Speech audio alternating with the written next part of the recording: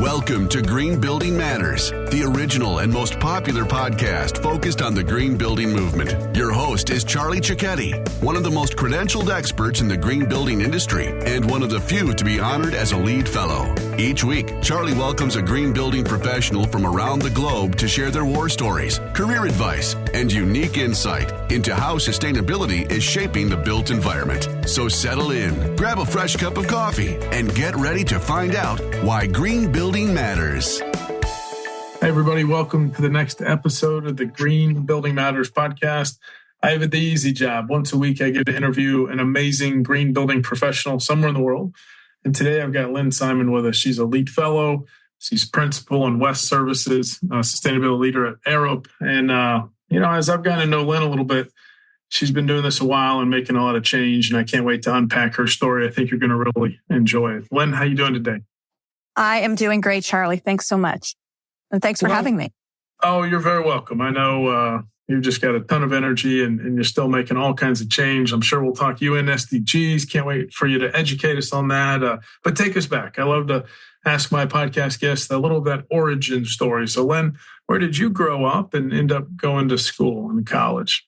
So I grew up in Van Nuys, California, which is in the San Fernando Valley, a suburb of Los Angeles.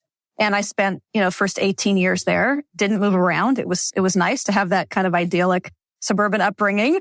And then I ended up going up to Berkeley for undergrad and studied environmental design architecture up there and loved it. Spent a couple of years working for firms and then went to the University of Washington for graduate school. Right. The West Coast. Love that time in California. Now architecture. Did you always know you want to be an architect or how'd you end up going that path? So I've done an informal survey of people who are architects, especially women. I always ask, did you have an uncle, an aunt, a parent who was an architect? Because it's who we're exposed to and how we're exposed. And in my case, I have a dad who's an architect. He's actually 93 and he didn't retire till he was 88. He is doing phenomenal, still lives alone, still drives, loved being an architect. We're very different kinds of architects, but what he did is he and my mom exposed me to going to visit really interesting places in Los Angeles where we grew up, sort of a broad understanding of space and just good architecture. So it just was exposure. I love that. All right. That was that influence. I'm sure a great mentor too. But what about sustainability? When did it first show up on the scene for you in your career?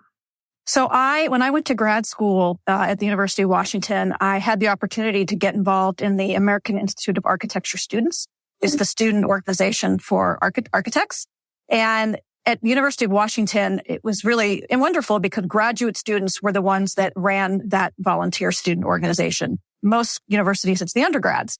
So I became co-chair of the chapter, the AIAS chapter at the University of Washington. And then I ended up running for national president and won. And that was exactly at the time where Bill McDonough and Sim Vanderen and other really leaders in sustainability were making a mark. And I had the opportunity to attend the very first AIA Committee on the Environment meeting in Washington, D.C. as the AIAS representative and just catapulted me into this world of green building. Well, those are some big names. Talk about some great people to be around at that time. And that kind of leads to something else I like to ask is, as you look back on this career, did you have any mentors? A mentor could be someone that you followed their work you might not have met with, or a mentor could be someone that really opened a door for you. So any other mentors as you look back you want to give a shout out to? I would love to. I mean, I think I'll start with two people, two women. The first is Penny Bonda. Penny is a dear friend of mine, but she and I started about the same time in sustainability, but she had already had a very long career as an interior designer. She was one of the primary authors of LEED for commercial interiors. And I just watched her career grow and she's just an astounding person and has been a really wonderful mentor to me. And the other woman I want to share is Marcia Madam, who recently passed away. Marcia was the principal with Letty Madam Stacy, and she was my very first client, her and Bill Letty and their firm. It was for the Thoreau Center for Sustainability. I made a little bit of money, but it got me into the consultancy arena of sustainability. And I've had a very long and deep relationship with Marcia throughout the years and honor her. And always gave me incredible guidance about career, about even, family, what it means to be a professional working woman and a parent. So both of those are two amazing people. And the last one I'll shout out to is David Gottfried, who I had a chance to work with. I was considered the first paid employee of the U.S. Green Building Council. And David and I worked together very closely for a few years. And then I'm still today consider him a good friend. That's amazing. So for our listeners that are maybe new to the green building movement and LEED, the U.S. Green Building Council, right, started in 1993. And as I understand your LinkedIn bio, 93, 94, you were there as that early employee. So give us a peek into what it was like around that time, if you would. So it had started in D.C., but then David moved from D.C. to San Francisco. So we met in San Francisco, and we had an office space. We were designing a new small office space. And in the interim, we were on an empty floor in a building in downtown San Francisco in the financial district. And we had hired an assistant. It was the three of us basically sitting on boxes. And I was the program and membership coordinator at the time.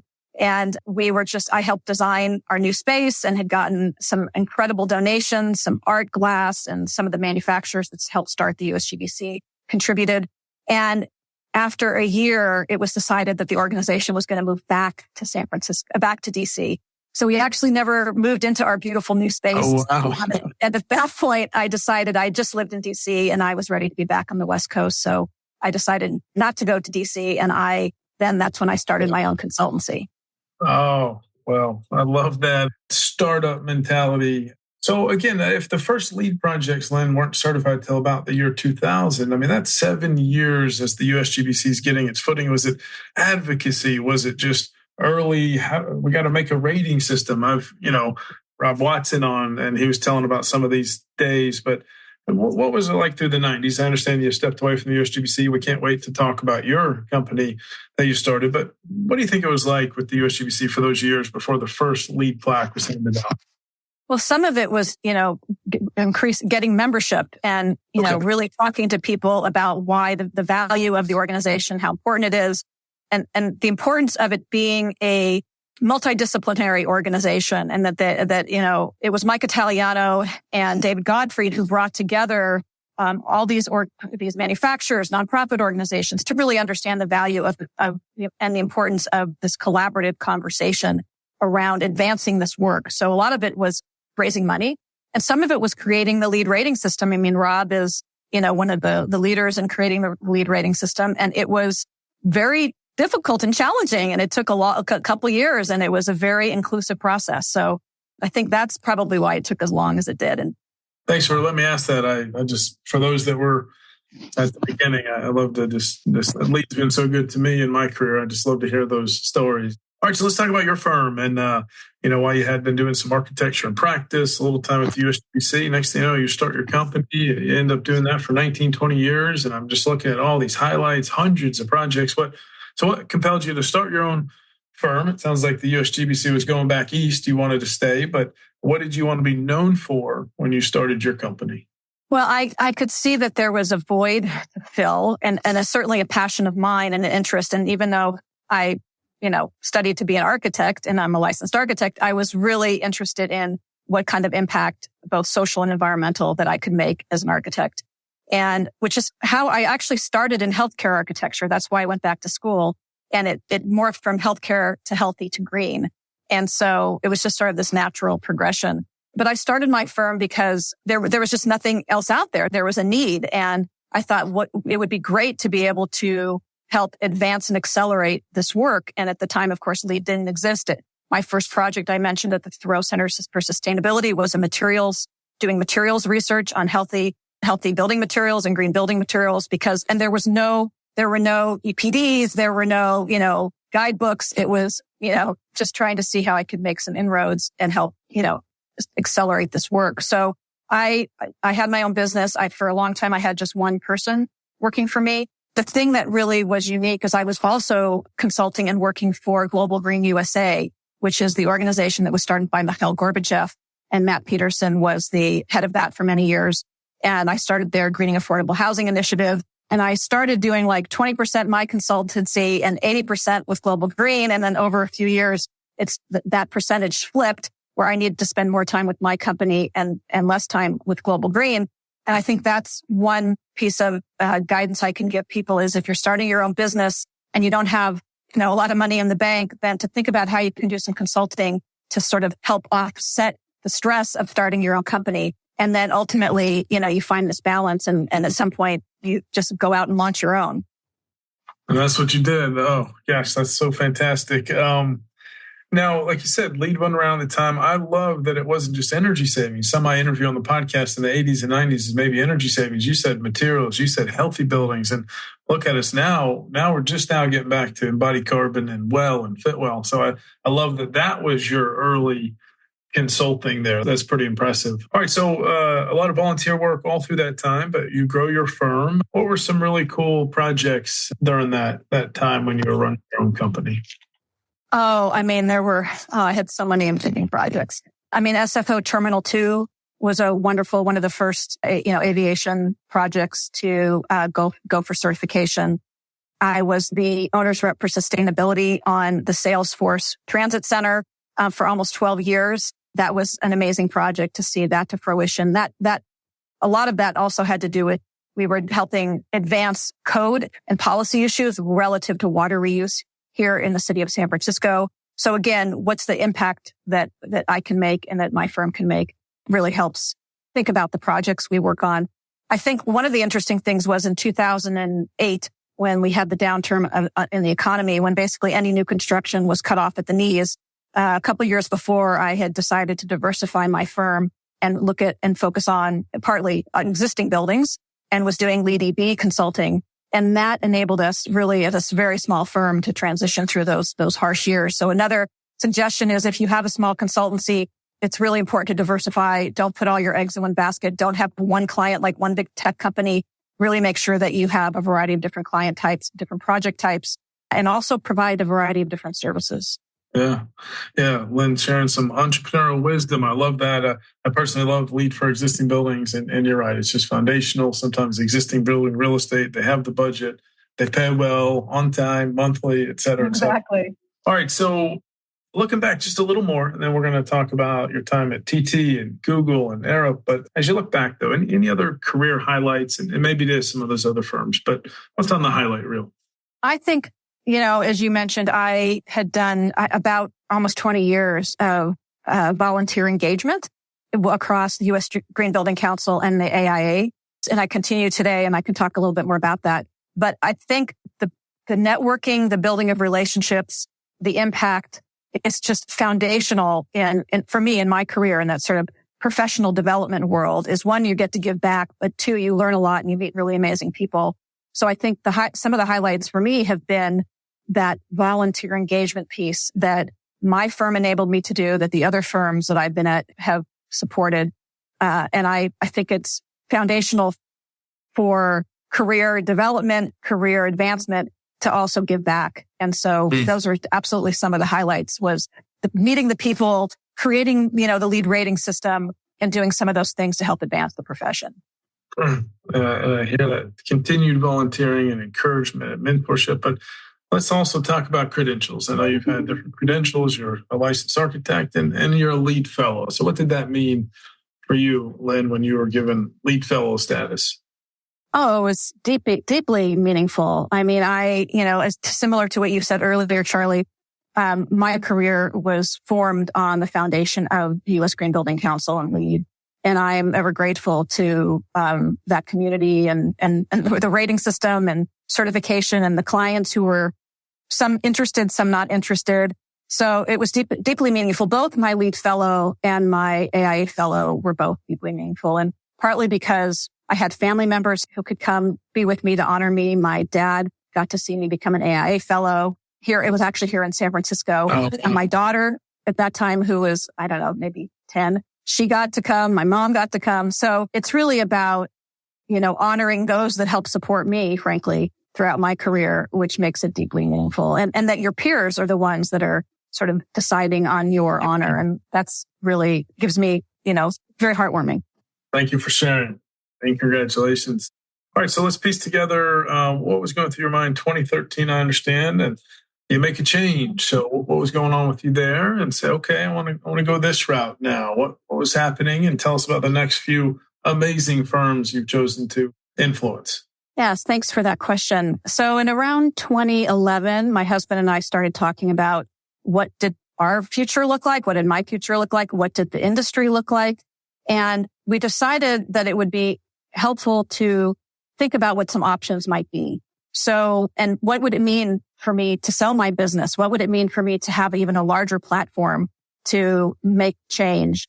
Give us maybe, I don't think it was flexibility, but, less stress from, running a company sort of thing area. But so we started pretty early. We hired a mergers and acquisitions broker, and I went through about a year process. And during that year, I was approached by Gunnar Hubbard, who had recently sold his company to Thornton Tomasetti. And he said, look, I'm on the East Coast. You're on the West Coast. What would you think about joining Thornton Tomasetti? And it took about a year to sort of work through all the negotiations. And the really crazy thing was the week that their controller and CFO was out to look at my books was the week during Greenbuild, where I was co-chair of Greenbuild with Andrea Traber. And it was an insanity, crazy week because I couldn't tell my firm that this was going on. So anyway, I left, sold my company in 2013, and I went to Thornton Tomasetti, and I was there 6 years. And I'm very appreciative to them because they enabled me to branch out a little bit from traditional sustainability consulting. I was the equity and inclusion chair of the corporate committee. I was helping doing learning and organizational development work for a little while. And they supported me as I went through a year-long executive coaching program. And so I'm really appreciative of them. And then after 6 years, I decided I wanted to try something a little different, step out of consultancy, and I learned about this position at Google. And it was a brand new position and running their sustainability team within real estate. And it was, the first year was amazing. It was a very googly year. I would get on a bicycle and go to a meeting. I had an incredible team. And then COVID hit. And, of course, like everybody else, was deeply impacted by that. And after a few years, decided I was interested in getting back into consultancy and broadening the type of people that I work with, the type of projects that I work with. And so, and here I am at Arup, which is think about the platform and the scale and the impact that we can have is impressive. Amazing companies, amazing firms there. And thank you for giving us a peek into that entrepreneurial world. We do some work with our AI tool for architects with Tom and Rob at PT, and just a great group over there. And we've integrated with Asterix, their AI tool for initial structural design. It's just fascinating. Okay, so let's talk present day. What's a day in the life of right now of you, Lynn? This is what I love about consultancy. Every day is different, and almost every hour. So as you mentioned, I'm the West Services Sustainability Lead, which has a couple components to it. One is about external engagement, getting to know people, building relationships. The other is helping support internally and up-leveling of skills. I just gave with a series of workshops on building relationships and what that means, especially mid-career, and how to sort of the importance of building relationships when you're young, because 10 or 20 years from now, you will be the leaders in this community and what kind of relationship. So it's a very diverse role, again, about bringing work in, about external engagement, and about helping folks internally up-level skills and also providing a strategy lens as well. Love that skilling, just the teaching. The motto of our podcast I've been doing for 6 years is teach everything you know. I have t-shirts actually. So next Greenbuild, I'll give you a cool organic t-shirt. It says teach everything you know. Well, before we look to the future though, tell us a little more about the UN SDGs. Tell us a little bit more about regenerative coaching and consulting. Yeah. So I went through this coaching program at Thornton Tomasetti and decided that I wasn't going to go and do full-time coaching, but that I would bring the skills into the work that I did. And I actually it's like informal coaching. I call it stealth coaching, it's just about things like authentic listening, which I may talk a little bit more about later. It's about really helping others self-actualize, helping people become who they want to become in their careers. And I really love that about coaching. So that's something, again, that I have done some formal coaching and had clients, but generally I just bring it in part of my daily workday. The thing that this whole idea of impact and scale and the, the UN SDG goals and how we at Arup and other companies are trying to address them, it's really important that we continue to keep those in mind as we do the work that we do. And one of the things that I'm interested in is how we continue to move our work forward, but not in silos. And I think that's where some of these organizations can make a big difference, because there's a lot of moving parts out there. And I think it's important we keep checking in on how we're actually meeting these goals that need to be met. One of my career highlights was a UN SDG grant in St. Lucia in the British West Indies. They had 0 LEED professionals. By the time I left, they did some studying. We did 2 days of training. Prometric flew in and GBCI flew in proctors with Scantrons because they didn't have a Prometric testing center. And now they have 36 LEED professionals there. But it's thanks to the UN SDG grant. It was pretty cool. That's amazing. Very cool. So, all right, let's talk about the future. Pretty sure you're an optimist. I'm an optimist. Yeah, there's a lot of things to get excited about. But what should we be reading up on right now? And what's coming at us in this green building movement? Yeah, I think there's probably, it depends where you're located. It depends, what community you're in. Some tend to be a little bit more mature than others relative to sustainability, green building, and meeting these goals. I think that there's still a real need to do a significant push on decarbonization. The good news is that it's becoming a little bit commoditized, which means there's a lot of people doing it, but that means there's a lot of people doing it. And so I think that can be helpful. And I think, so that's going to continue to be on the forefront of how we achieve our goals.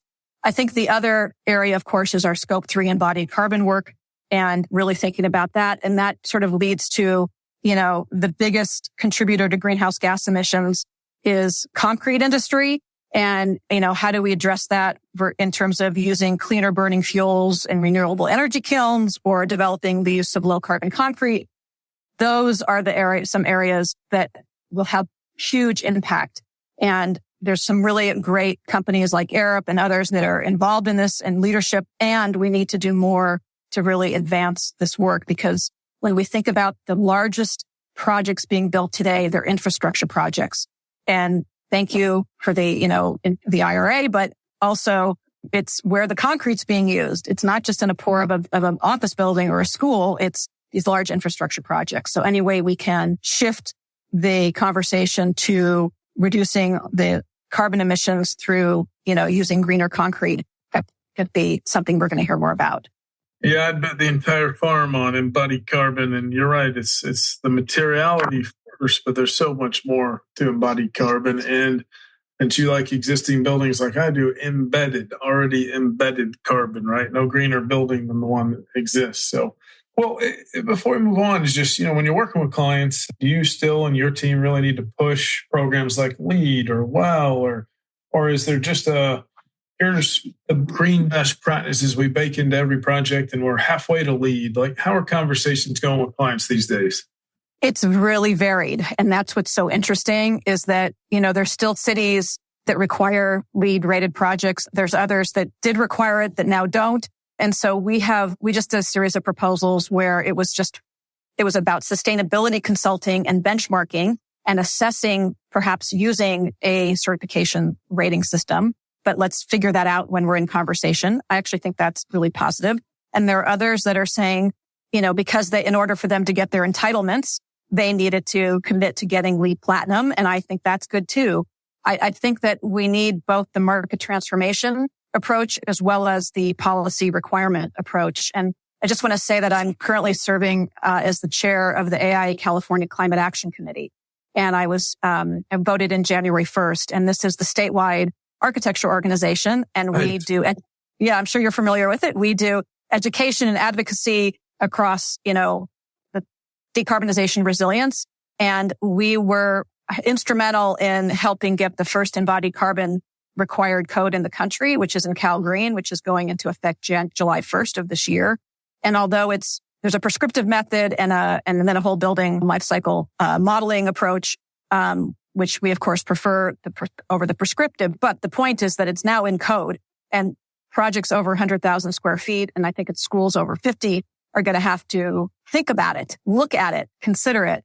And I think between, again, the market transformation piece and the code piece, that is going to help us get to where we need to be. It's needed, necessary. Groundbreaking, literally. I didn't know your name was on that too. Congratulations on all of that. And, that puts pressure as New York City and the entire state of California make changes for how buildings are handled. It kind of is a good positive influence on the rest of all the great states here in the U.S. So thank you for doing that.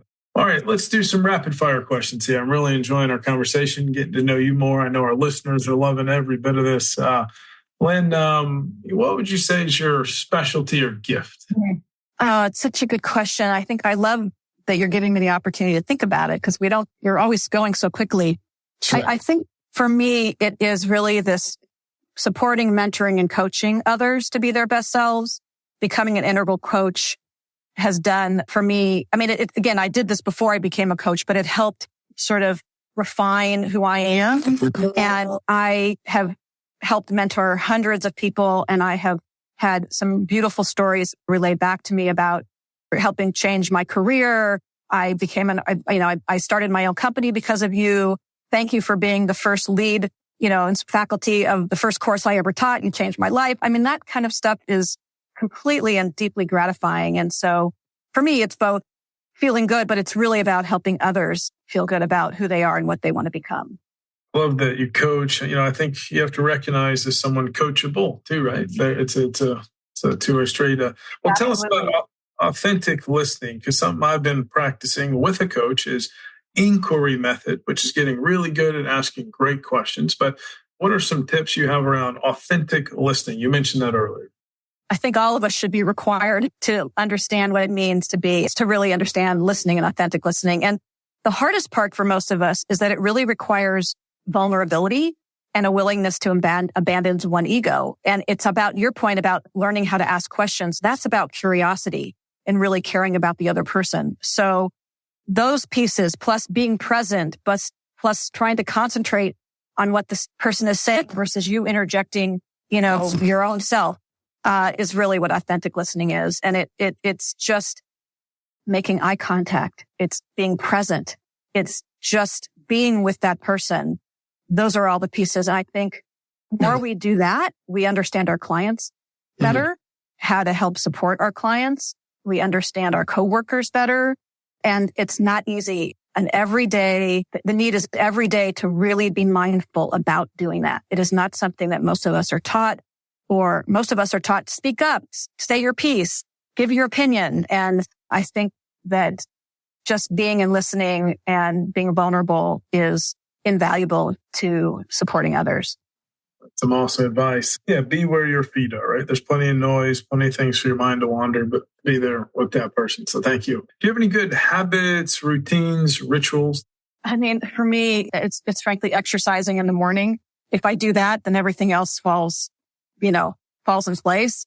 And I don't get to do it every day just because of my work schedule, but it's either, walking. I'm a big walker. My dad, as I said, is 93. He still walks 6 days a week because he does laundry on Sunday. So he walks 6 days a week, and I'm sure the walking has enabled him to live a long life. So I love to walk. I also swim, and I just like to even be in nature, even if it's lying on my hammock and just absorbing the peace, the quiet, the birds to help support all the noise we have in our heads all the time. Thanks for giving us a peek into those healthy habits. As we get to know each other more, I'm a fan of a bucket list. What are one or two things maybe on your bucket list? I love to travel, and I would love to travel more at some point. Maybe I will get to, and I have done quite a bit of it. But for me, it's about the place, but it's about experiencing a different culture. It's about immersing myself in a place that is very different than my life. And so one place I would really love to go is Morocco, because I just think the smells, the sounds, the clothing, just that whole immersive experience. So I actually love to go anywhere where I kind of have that really immersive experience. And then the other place, just because I love wine, would be to go to Tuscany in the wine region of Italy and just spend, time there and just enjoying the beauty of that place. Love that. All right. You're an excellent narrator too. I'm like, I could really picture and smell that in Morocco and the good wine in Tuscany. All right. So just a couple more things here. But is there a good book you'd recommend? Doesn't have to be about buildings, just something you like to recommend. So I've read this a few years ago, and I still recommend it because of what can come out of the book, which is the book All We Can Save. It's called Truth, Courage, and Solutions for the Climate Crisis. It's been around for a number of years, and it's a compilation of women writers from across the U.S. talking about climate change.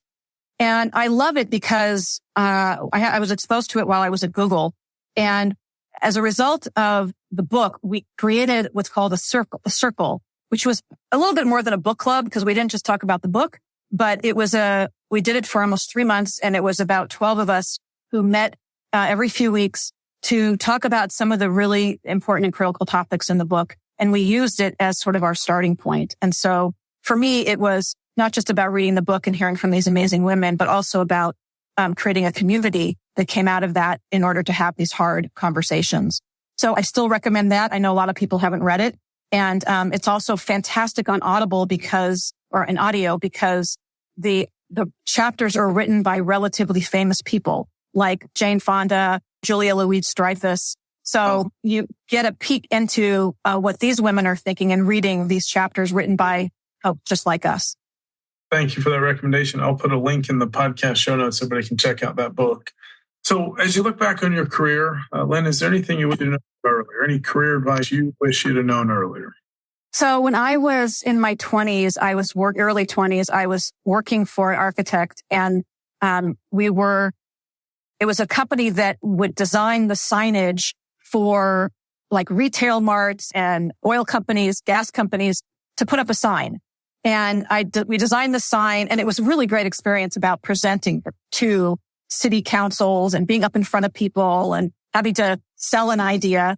And I was in a community here in the Bay Area that did not want, and this was actually a really pretty sign. It was not a big, tall sign. It was embedded in landscape. They just did not want it. And so I was had the odds stacked against me, and I did the best I could. And when I left, I was walking out to the parking lot, and this man came back after me, and he said, Lynn, I want to tell you something. And I was maybe 24 at the time. He said, Lynn, you did a great job presenting, but my only piece of advice for you is to know when to talk less. Know when to put a period on what you're trying to communicate or sell.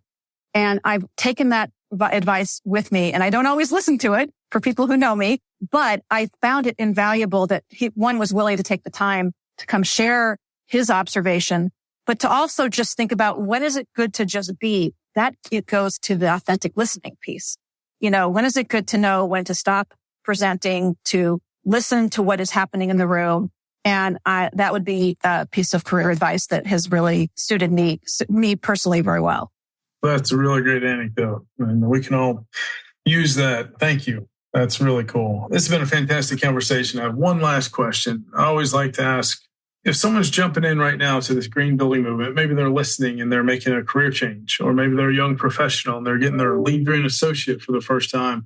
Any words of encouragement for someone that's just now jumping into this green building movement?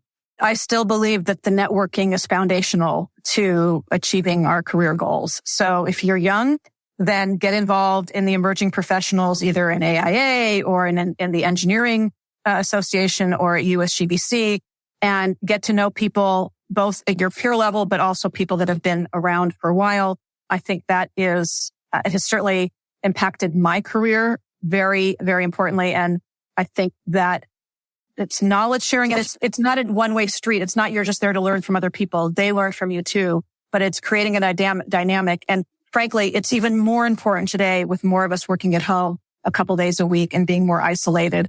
It is really clear that sort of that engagement with others, being with others, collaborating with others, just talking with others is, I think, incredibly foundational to someone's career development.